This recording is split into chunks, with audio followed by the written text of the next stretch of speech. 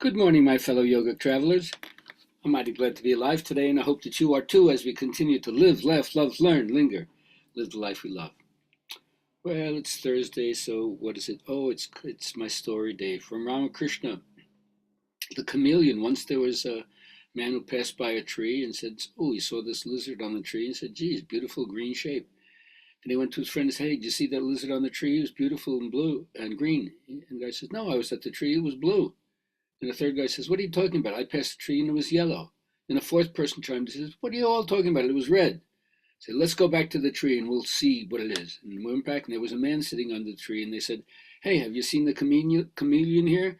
And all four of them said, "Yeah, I say it was blue. I say it was green. I say it was yellow. I say it was red." And the old man sitting under the tree says, "You are all right. It's a chameleon. Sometimes it appears as yellow, red, or blue, or green, and other times it has no color whatsoever." And so this is the metaphor for the spirit. Some see the spirit with attributes. It looks this way to them, it looks this way to someone else. And at other times it has no attributes, no color whatsoever. And so this is how it is with devotees. Spirit gives each person a form to work with that's appropriate for them. And sometimes spirit has no form whatsoever. So don't get lost in futile arguments about how spirit is, whether it's with form or without form. Just enjoy the revelation that you're getting. All right, so for my journaling friends out there, what are three of the most significant achievements of your life? And if you don't think you've achieved anything, which I hope is not true, what would you like to achieve? Because you still got time. So let me know. How would that be significant if you did that? All right, all healing is self-healing. You got to work on yourself. The person bound hand and foot can't free other people. So it's up to us. It's up to us. What do we allow to influence our life? And of course, when you're eager to assume the responsibility that yoga lays out for you, there's deep and quick repercussions, right? So continue to navigate with your yoga through religion, psychotherapy, medicine, and ultimately social consciousness, because it has to fit into the cultural kaleidoscope or it just won't be pertinent to this particular generation.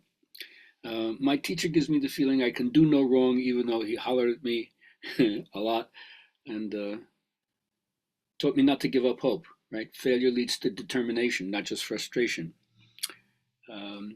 He expects me to continue to go through with all the irritations because he represents tremendous practice, tremendous discipline, and he instructs me on how I can correct myself. And then leaves it open for us to continue to work together, even if I get sidetracked. So he stays serious, even if I'm frivolous, even if I slip in and out of the discipline, he doesn't. The guru is like a crocodile. Once it gets you, they don't let go. So it's up to us to be as involved as we wish. The guru's devotion to us is compassion, and our devotion to the guru is discipline. So remember, when it comes to watching your own thoughts, anything you choose to focus on, you feed.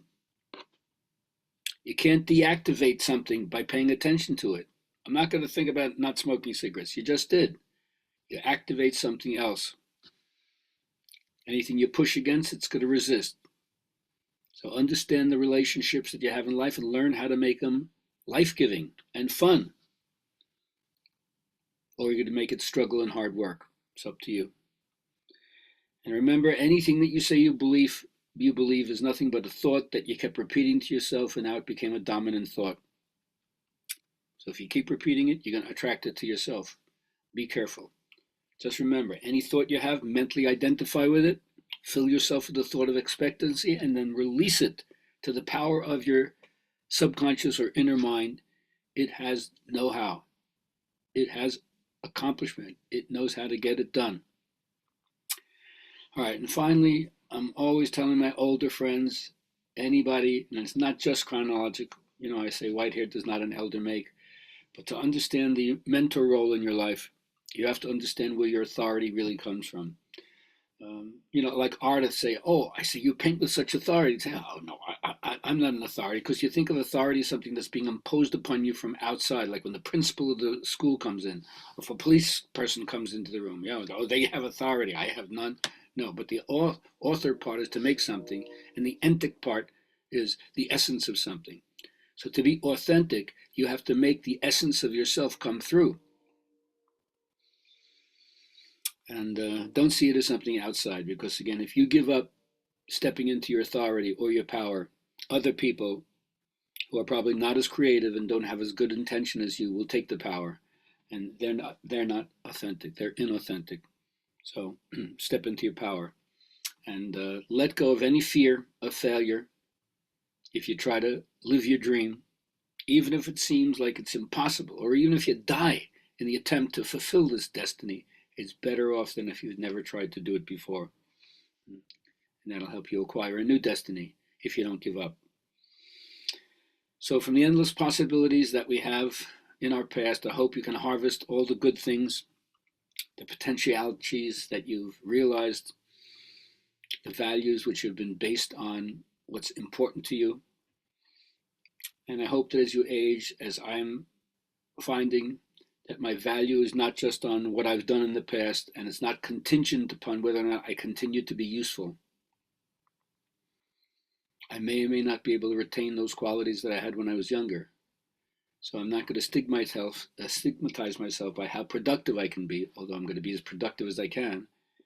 At the same time, I'm going to value the dignity that I have in the aging process, and not just feel negative about the fact if I can't be as useful and productive as I was 15, 20, 30, 40 years ago. Have a great day, everybody.